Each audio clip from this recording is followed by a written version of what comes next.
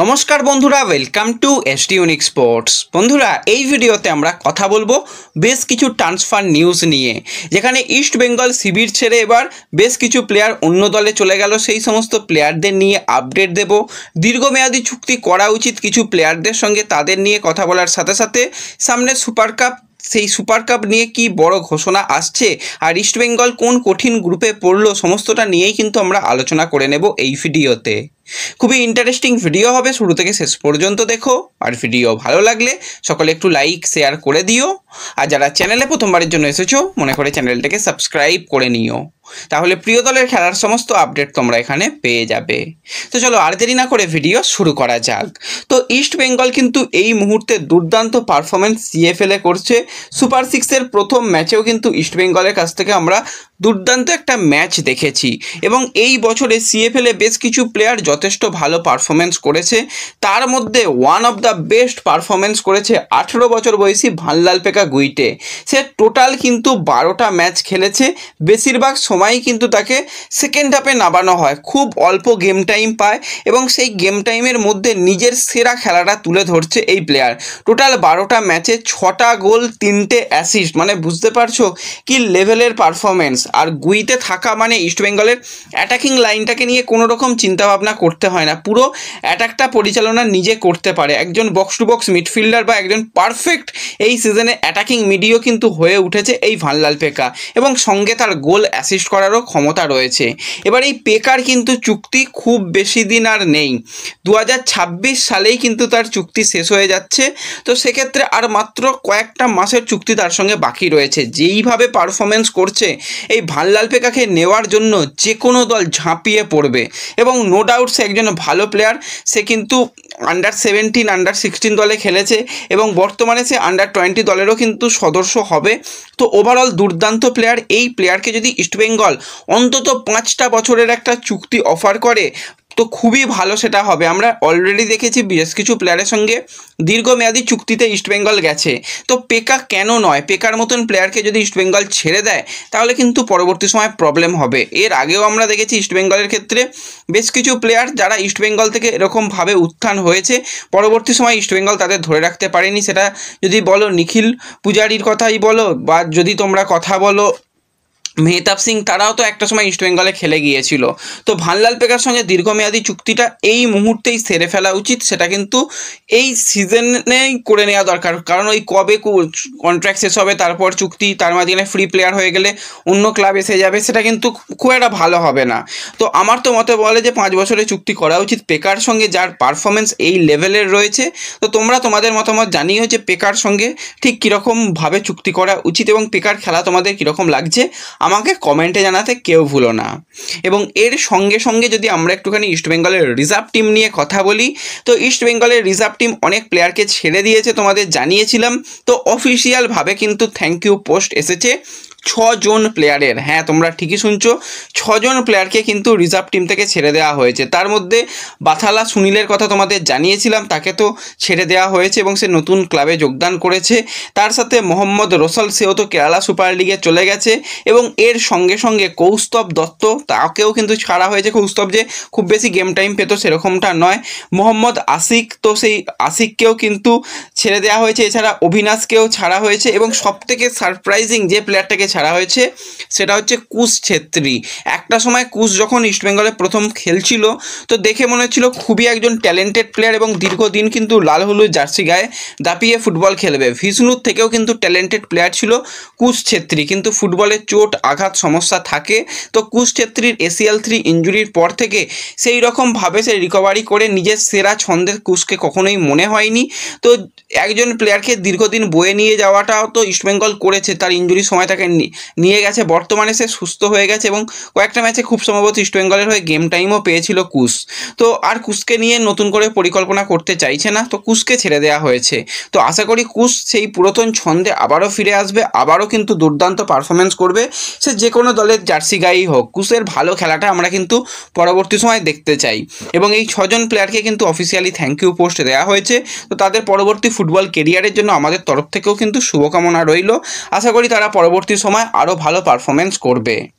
এবং এর সাথে সাথে যদি আমরা কথা বলি ইস্টবেঙ্গলের মহিলা দল নিয়ে, তো কালকে কিন্তু অফিসিয়ালভাবে ড্র কমপ্লিট হয়ে গেছে। সেখানে প্রচণ্ড কঠিন গ্রুপে কিন্তু ইস্টবেঙ্গল পড়েছে। গ্রুপ হোস্ট হিসাবে রয়েছে চীনের একটা দল, সেই হুয়াং জিয়াং ওমেন্স।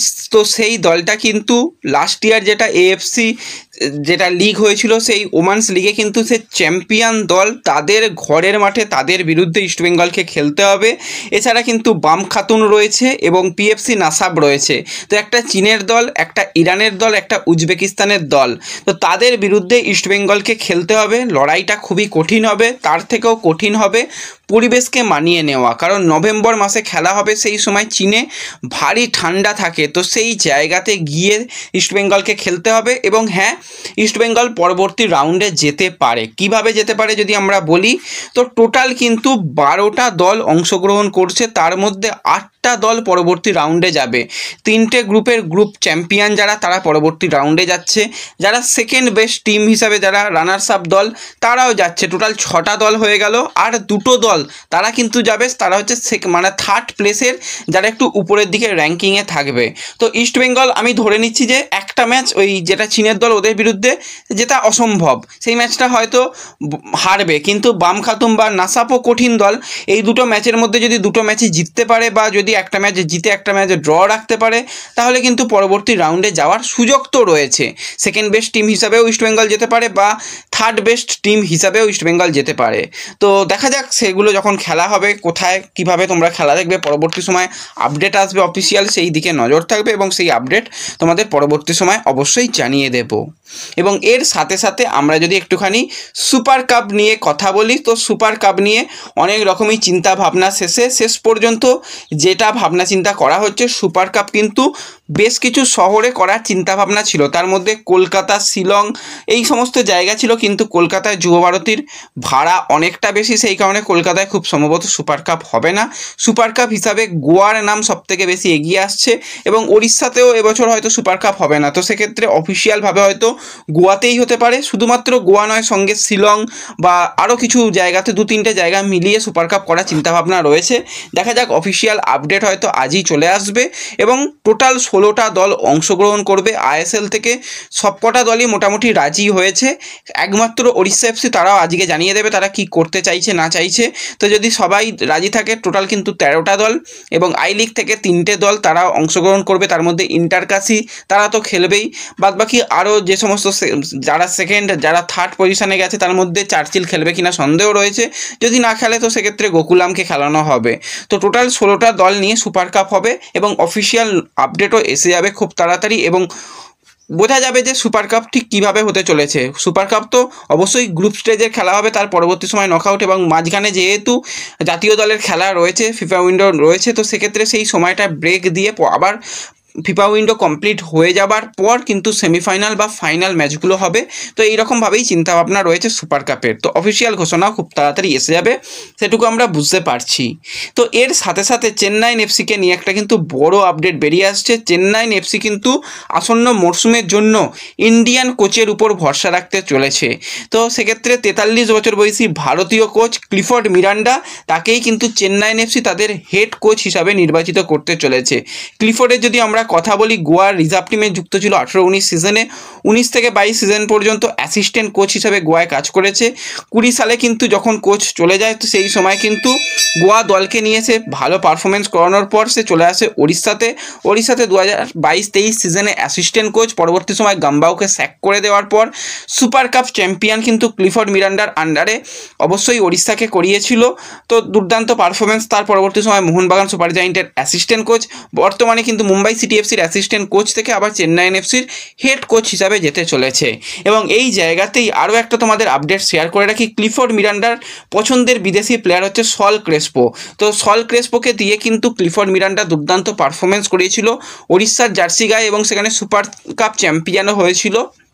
তো সেক্ষেত্রে চেন্নাইয়ের এফসিতে ক্লিফর্ড মিরান্ডা যাচ্ছে এবং তার সঙ্গে সঙ্গে তার পছন্দের বিদেশি প্লেয়ার সল ক্রেসপোকেও কিন্তু চেন্নাইয়ের এফসিতে নিয়ে যাওয়ার একটা পরিকল্পনা তো তৈরি হয়েছে। যদিও এখনও পর্যন্ত কথাবার্তা অনেক দূর এগিয়ে গেছে সেটা নয়, কিন্তু একটা পরিকল্পনা রয়েছে। যদি সেভাবে নিয়ে যেতে হয় তো ইস্টবেঙ্গলের সঙ্গে কন্ট্রাক্ট টার্মিনেট করে ফ্রি প্লেয়ার হিসাবে নিয়ে যেতে হবে এবং আন্ডার দ্য টেবিল কিন্তু কিছু আদান প্রদান হবে, সেটুকু বোঝা যাচ্ছে। এবং ইস্টবেঙ্গল যদি এরকমটাও পরিকল্পনা করে, হ্যাঁ সলকে ফ্রি করে দেবো, সেই জায়গায় যদি একজন মিডফিল্ডারকে নেওয়া যায় বা একজন অ্যাটাকারকে নেওয়া যায় সেটাও করতে পারে, বা যদি একজন ডিফেন্ডারকে নেয় সেটাও কিন্তু ভালো অপশান হবে। ডিফেন্ডার বা ডিফেন্সিভ মিডফিল্ডার বোথ পজিশানে খেলতে পারে, সেরকম প্লেয়ার হলে তো ভালোই হবে।